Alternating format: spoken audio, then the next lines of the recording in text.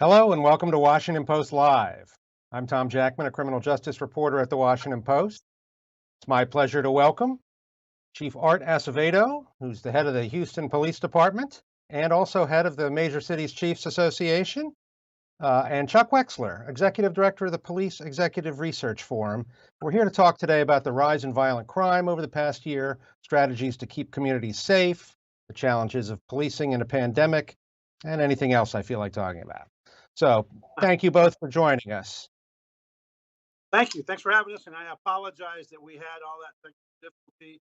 It was not the Washington Post. I think it was Perf, but actually it was the Houston Police Department. We were having problems. So our third device was a charm. I'm on my cell phone. Great, which you're on a lot. You're a tweeting machine down there. We'll talk about that in a second. But first, Yeah. let's talk about 2020. What a year.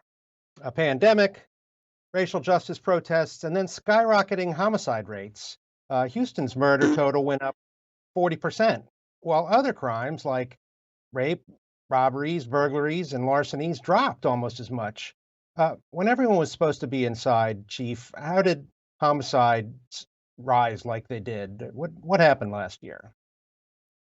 Well, I mean, I would say it's a perfect storm, right? We've had to deal with COVID-19 and the impact of it's had on our collective psyche, the impact it's had on the economy, the impact it's had on families, and fuses have been shorter than usual across our city and across the nation. We're seeing a lot of murders that are people making split-second decisions. So that's part of it. And the other part of it is the fact that it's not just murders that are starting to go up now, but it's other violent crimes. And I think that part of it's going to end up being once we get past COVID, that is criminal justice reform that's a little bit off the rails, where we're taking low-level misdemeanor reform and bail reform, and now we're applying it to violent criminals. And what we're seeing here in Houston, especially this year, is people that have a history of violence, convictions for violence, are going in one door, not the other. And I think that that's something we're needing to talk about as a nation. Well, let's go right there. I have that question lined up for later, but I think you've raised a good point because you were sort of a big supporter of bail reform as a way of creating equality in the justice system, that people are not held in jail because they're poor. But you and other police chiefs have raised the issue that too many people, I think, in your view, are being released. What has gone wrong? You said it went off the rails. What happened? Well, there is a push across our nation from these folks. And Alex Kanakis, I always kill his name. He's the Washington lawyer there that's always pushing it. They've taken misdemeanor bail reform that and nonviolent offense reform with bail. We believe, I don't think anybody would argue that people shouldn't be in jail simply because they can't afford it, and we shouldn't let people out of jail just because they have the money. It disproportionately impacts communities of color. But let me tell you what else is disproportionately impacting communities of color, and that is violence. Our victims in our big cities are disproportionately people of color and poor people, including poor white communities.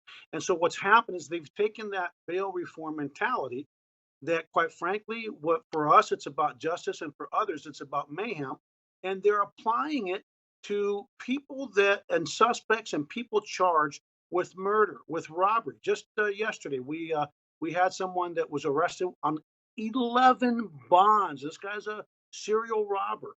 We have murder suspects that are charged with murder with a history of violent crimes and convictions for violent crimes that are being released on $300 bonds and $1,000 bonds. It is a mockery of the criminal justice system. And I think that we're really going to have to take a hard look at what's going on across the country. And the last piece that nobody's talking about is the fact that too many courts across this country, because of COVID, have decided that, you know what, we shouldn't have to work. We only had 6 jury trials in all of Harris County last year. Somehow supermarkets are open, schools are both in class and virtual, airports are open, restaurants are open. Society continue to move forward, but our judges have just decided that trying to hold people accountable and keep people safe is important. So that's something we're gonna have to look at. Chuck, you've spoken to chiefs about this issue about people going in and out of jail. Uh, where is there a blame that lies here? Is it that the people are still figuring out bail reform? What do you have any thoughts on that? Well, look, Art's in Houston, and I'm not going to disagree with what he's facing. I think it's larger than one issue than just bail reform. I think if you look back this past year during the pandemic, at first crime was pretty flat. And then as you went into the summer, that's when violent crime, homicides really took off. And honestly, if you look at cities like Louisville and Chicago and Atlanta and Minneapolis, unbelievable high numbers. I think it's a combination of factors. I think the entire criminal justice system had to shut down because of COVID, but I think you had a bunch of other factors too. You had demonstrations which pulled cops away from locations. You had the COVID factor. Cops didn't want to engage with people during this period. And I think Art makes a point about some percentage of the people who were let out reoffended. You can't get away from that. Look at carjackings, for example. In Chicago, you can have a 14-year-old kid who can get picked up 3 or 4 times, brought in and let out, juveniles. And carjacking is a very serious crime. So I guess I wouldn't just focus just on bail reform. I think it's a combination of factors. I am interested in the carjacking topic, though. And Chief Acevedo, I haven't heard what's happened in Houston there. We had been hearing that juveniles, as Chuck just mentioned, were really causing a surge in this. Have you guys seen that down there, and also in the other chiefs that you've spoken to, with the other chiefs? Let me just say, just so you all know, we close to 100 of our murders last year were people that were out on bond for felony, low bond or personal bond. If those people, 100 people, would have been in jail based on a risk assessment, we would have arguably had 100 fewer murderers. What's happening in a lot of big cities, and Houston is not unique to that, is that the gang organizations and the drug trafficking organizations, they're actually using juveniles as trigger pullers. We're seeing more and more juveniles involved in criminal enterprises involving in armed robberies, aggravated assaults, and murders. I mean, we have 11 juvies that are in charge with murder of last count that I had in our county, 2 with capital murder, and then hundreds that are charged with violent felonies. The OGs are figuring out, you know what, these kids can go in and out, and so they're starting to use them, and it's becoming a huge problem.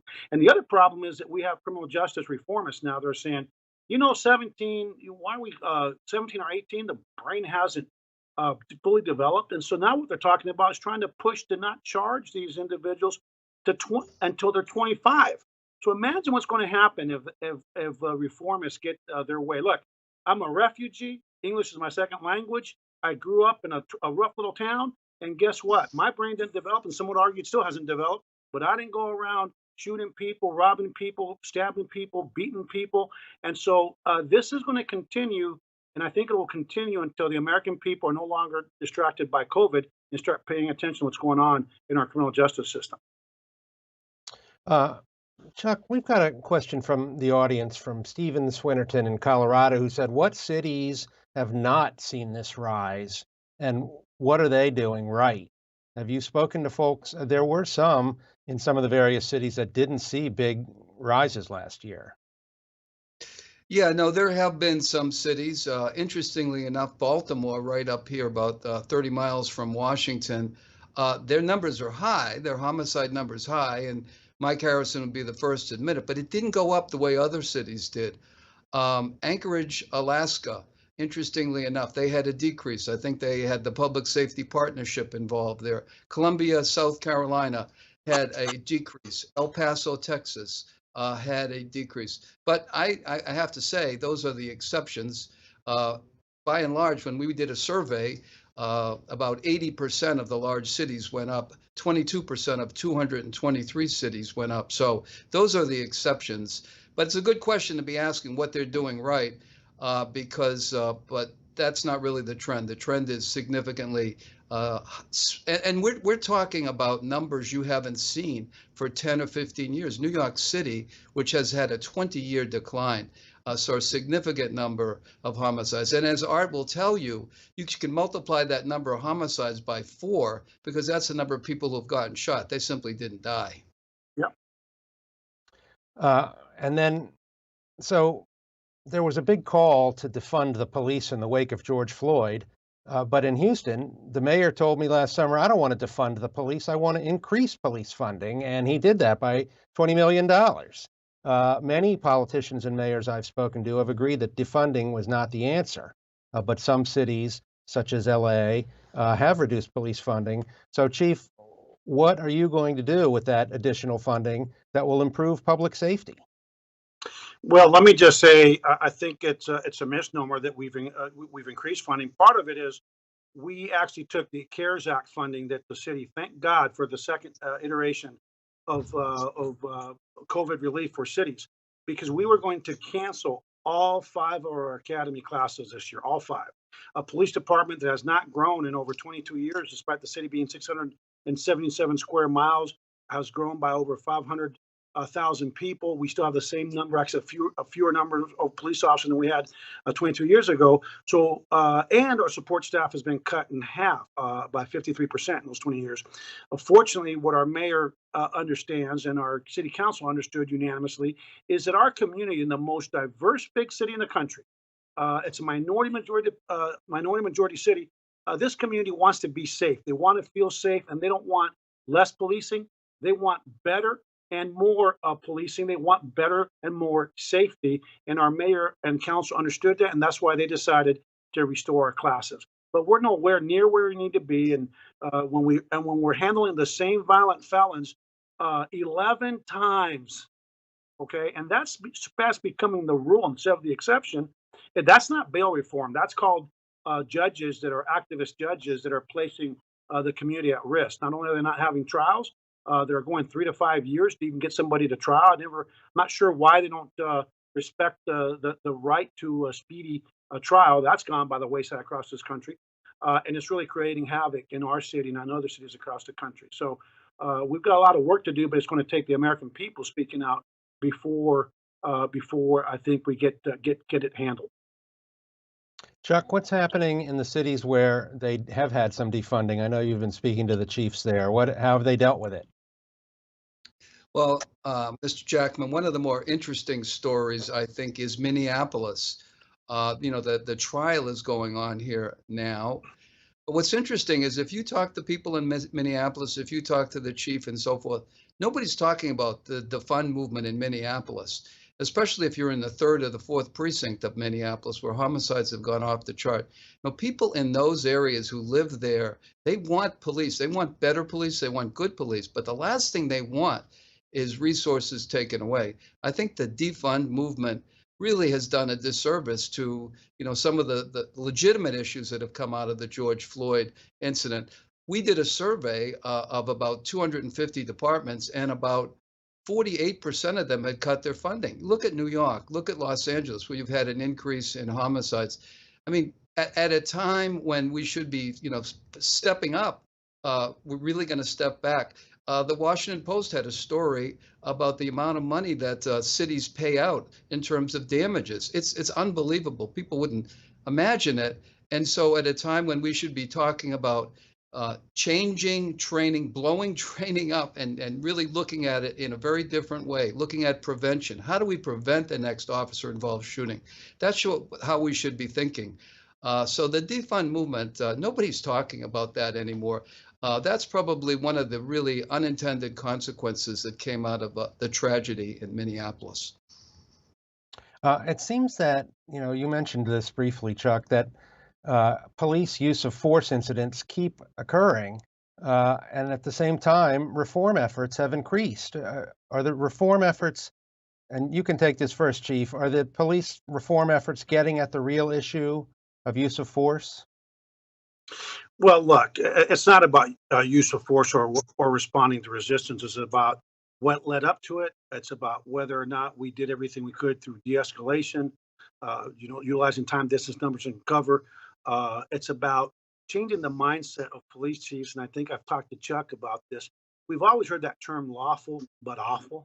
And the awful usually is that officers that are trained to do things a certain way in terms of their tactics, in terms of their approach, in terms of repositioning, completely abandon their training and get themselves in a position where they are forced to utilize deadly force and someone dies.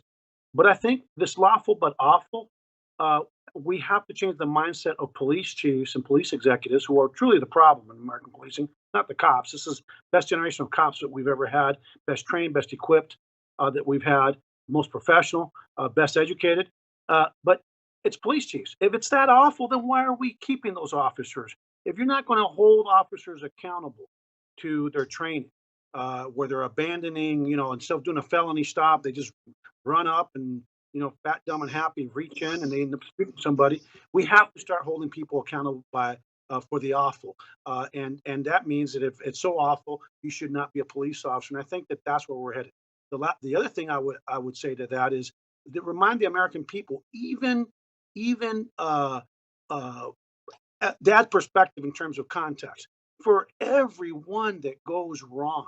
And like our mental health, last year we killed a young man by the name of Nicholas Chavez that was in crisis and high on dope.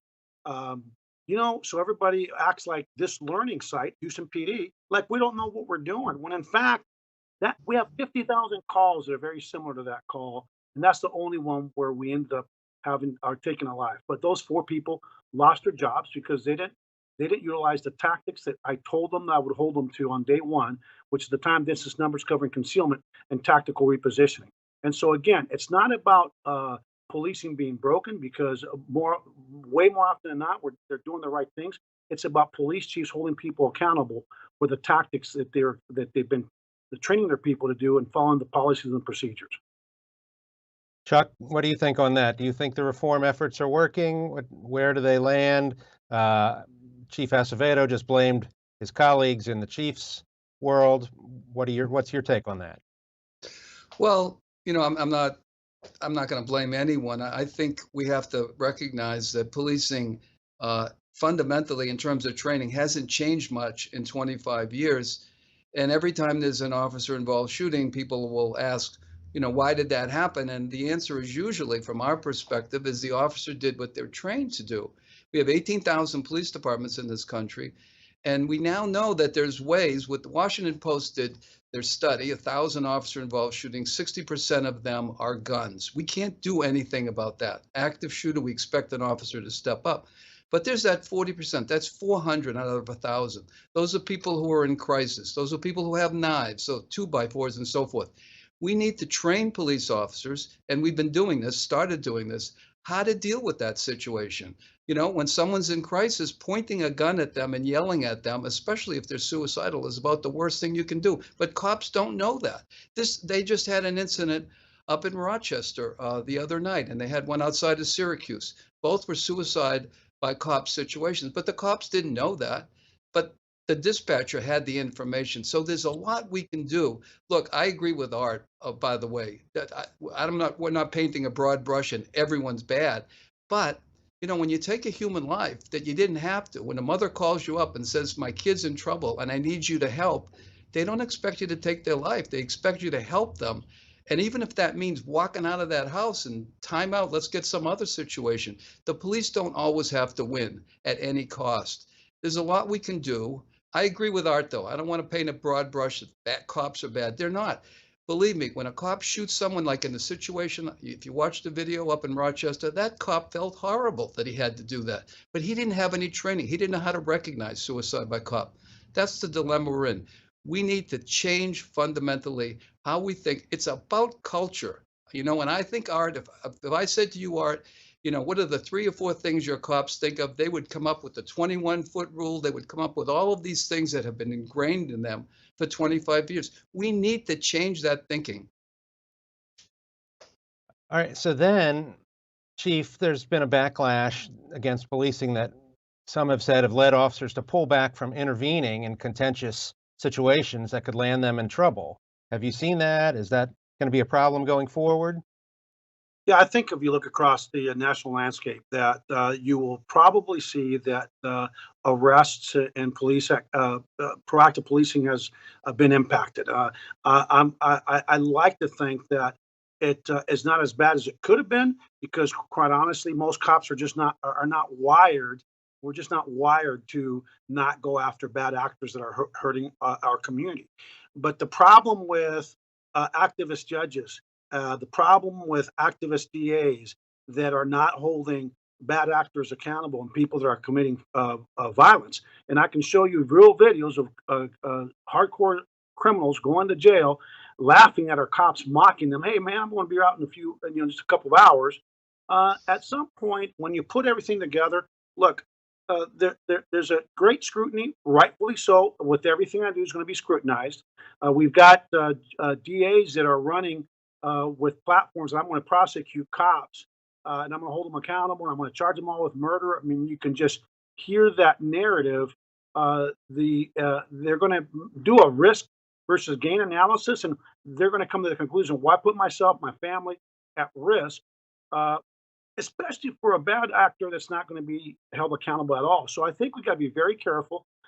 We had a really interesting call with progressive prosecutors that understood, and for big city mayors that understand that if you completely get rid of, on top of everything that's going on, completely get rid of immunity, we're going to have a real problem. Not only just attracting officers, but we're going to have a problem with officers not engaging, not being a crime fighters. So it is having an impact. I think it would be worse if officers weren't wired the way they're wired, where they actually want to save lives in neighborhoods. But it's something we have to continue to keep an eye on. Speaking of officers, let's talk briefly about January 6th and how police departments are dealing with extremism in their ranks. Chief, you told the Post earlier this year that you'd accepted the resignation of an 18-year member of your department because of his involvement in the riot at the Capitol here. What's going on? Help us understand what's drawing law enforcement to such extremism in some instances. Well, the question, I think you have to back up. What's causing Americans across a broad section of life? I mean, you had CEOs of companies that were part of that mob that attacked the Capitol. You had military, you had teachers, you had people from a broad spectrum. And I think the first thing that we have to acknowledge is if the FBI's assessment is that the threat from the right-wing extremists and hate groups and so on and so forth is probably one of the fastest emerging threats and one of the biggest threats to our nation. Well, we get our officers from the community. And so the first thing we have to do as police chiefs is acknowledge the fact that they're amongst us. There's no way to get around that. And we have to have systems, robust systems in place to assess the hearts, the mindsets of our people. And so what we have to start doing is rethinking what are the assessment tools from the psychological standpoint. I have meetings with my psych team. Are we using the right tools when we do the polygraph exams? I know we ask about, have you lied about, stealing and all this other stuff, but are we asking them about, are you a racist? Are you a member of a militia? Yes or no? So we have to put out a wider net, because the assumption has to be that if it's a growing threat in society across the board, it's a growing threat within the ranks of the military and the ranks of law enforcement. And you can't fix a problem unless you admit it exists. And so I think something we're all talking about. I know Chuck and Perf is talking about, Major State Chiefs is talking about it. We're vigilant, and I think you're going to see different approaches moving forward in terms of trying to keep them out in the first place, but weed them out once you find them within your ranks. Hey, Tom, can I comment on that for a second? I guess so. Okay. I agree with what the chief said, but we're talking about the January 6th event. Let's also remember the other side of the cops that were in uniform that day. I mean, those guys were like gladiators, the ones that came in there. And they were fighting for like 4 hours. Usually fights take, 5 to 10 minutes. You see the videos of those cops standing there. They were overwhelmed, but they fought hard. So yeah, there's cops that are bad cops. Any cop out of uniform that went into the Capitol shouldn't be a cop. On the other side of it, there were some cops that really stood up. A number of cops that stood up for 4 hours, had a heart attack, got their eyes gouged out. Yep. So that's just a small point there, Tom. Well, meaning what? That there are a lot of cops that still have their heart in the right place? I mean, what are you trying to tell? No, I'm simply saying, yes, the bad planning for the bosses, but the cops that worked that day that tried to get control back, they were overwhelmed, but they fought. And the Metropolitan Police that came in and helped. I just think that, I hand it to those cops. They got a tough job. Imagine you're standing there, you're outnumbered. People are putting bear spray in your face, and they're, fire extinguishers and all of that stuff. People getting heart attacks. 2 cops have committed suicide since then. It ain't easy. They made a mistake in planning of this, but the cops who had to work that day. Yeah, I think doing is adding context, right? Putting into context. Yeah, did they find some officers that were off duty and former officers like that? Yes. Piece of work New York PD officer that I hope he rots in prison because he violated not just the oath that he took to defend the Constitution of the United States, but I think what he's pointing out is what we've all been pointing out. Yeah, there were some cops, but guess what? The vast majority of those outnumbered police officers gave their all. And we have to be a glass half full nation, whether it's officer involved shootings or cops that are extremists. Let's not lose sight of the fact that are there bad actors in policing? Yes, but to this day, the majority, especially as scrutinized as we are, with cell phones and body worn cameras, the majority of our police officers are still salt of the earth people that really care about what they're doing. I don't think we should lose sight of that. Fair enough.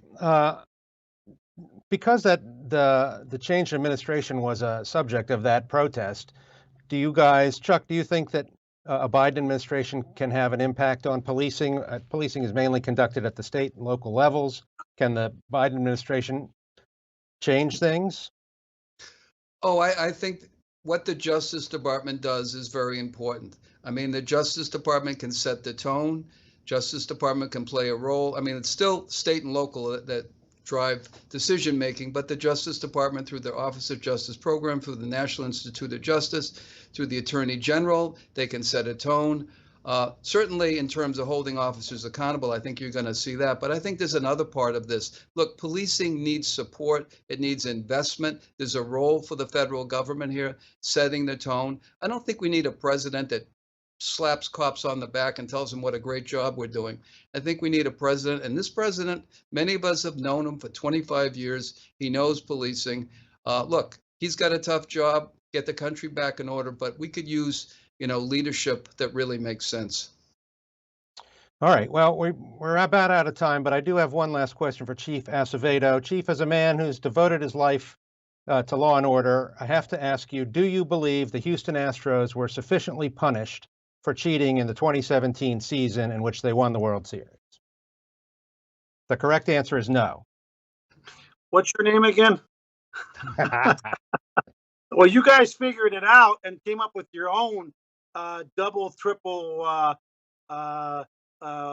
scheme to beat us the following year. So, and remember, I did grow up a Dodger fan. So, noted. Lord, you got they're it. paying you too much to afford that hat there, Jack. What happened to the Astros? Some of their guys had to run extra laps. Was that the punishment there? All right, let's wrap this up. That's all the time we have. Thank you, Chuck Wexler and Chief Art Acevedo, for speaking with me today. And thank you at Washington Post Live audience for joining us. We'll be speaking with some big city mayors about these important issues later this month. Tomorrow at 3 p.m., join my colleague David Ignatius for a conversation with author Walter Isaacson and the subject of his new book, Gene Editing Pioneer, Jennifer Doudna. I'm Tom Jackman, and thanks for watching Washington Post Live.